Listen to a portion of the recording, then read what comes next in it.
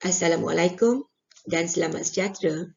Kita sambung PowerPoint kita yang ketiga di bawah tajuk penciptaan kredit. Kita akan masuk subtajuk yang keempat di bawah tajuk besar penciptaan kredit, iaitu had dalam penciptaan kredit.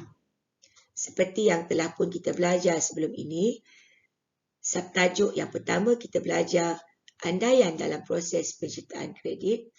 Yang kedua, proses penciptaan kredit sistem satu bank, dan yang kedua, sistem dua bank.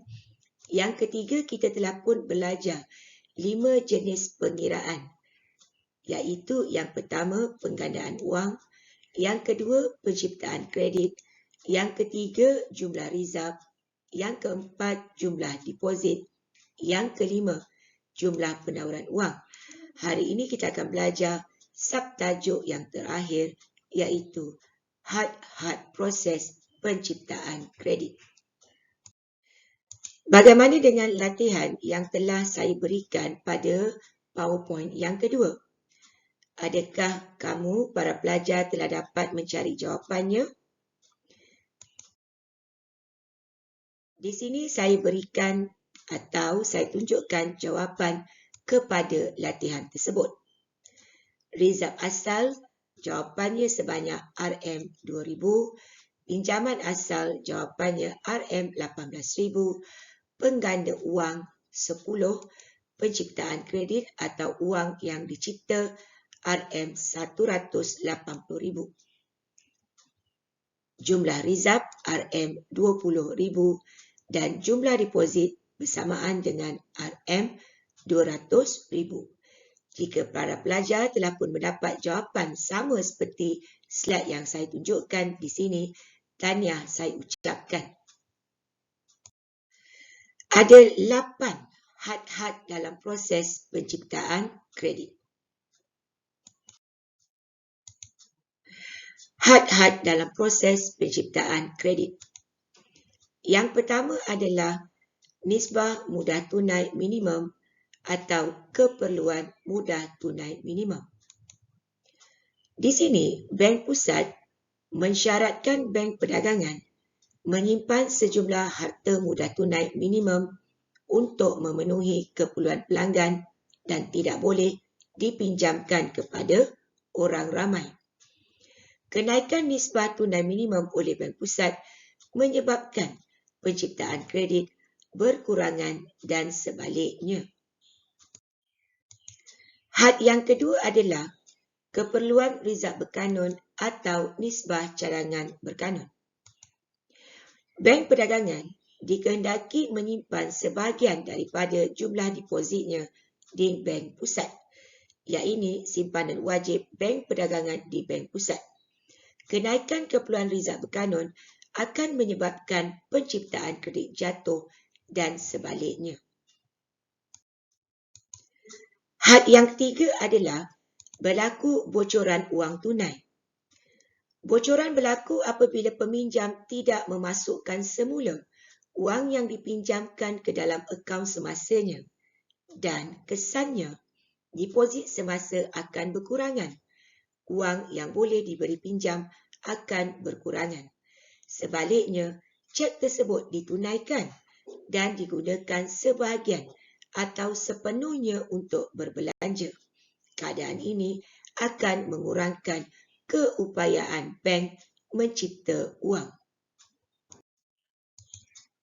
Yang keempat pula, penawaran wang dalam ekonomi.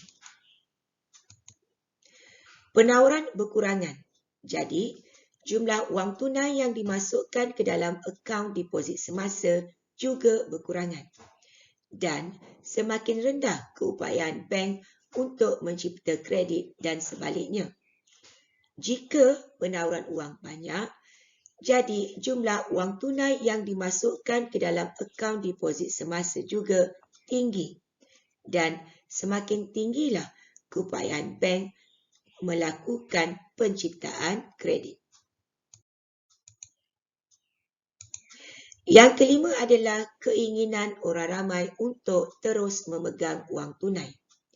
Maksudnya, Semakin tinggi keinginan orang ramai memegang wang tunai, semakin rendah keupayaan penciptaan kredit sebab wang disimpan dalam bank perdagangan berkurangan dan sebaliknya.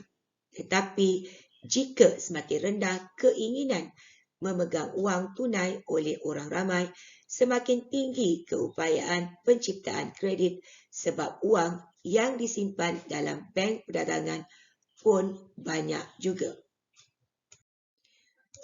Yang keenam adalah keadaan tertentu yang menghadkan pinjaman orang ramai.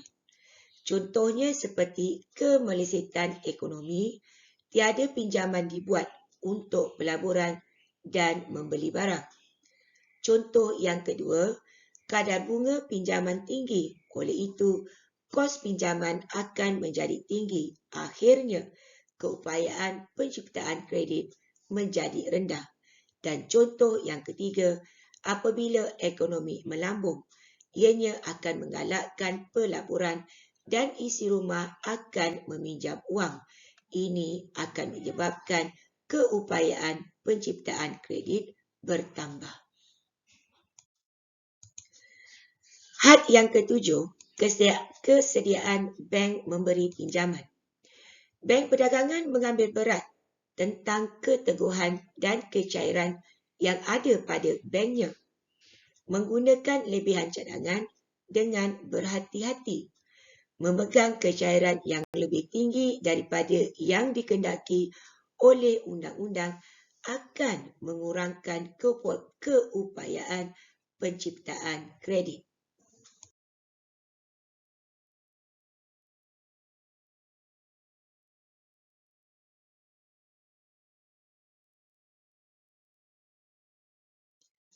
Yang terakhir adalah yang ke-8, keperluan cagaran untuk pinjaman.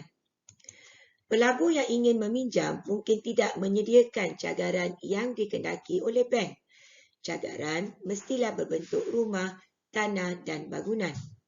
Oleh itu, bank perdagangan tidak dapat meluluskan permohonan pinjaman pelabur yang menghadapi masalah mengadakan cagaran.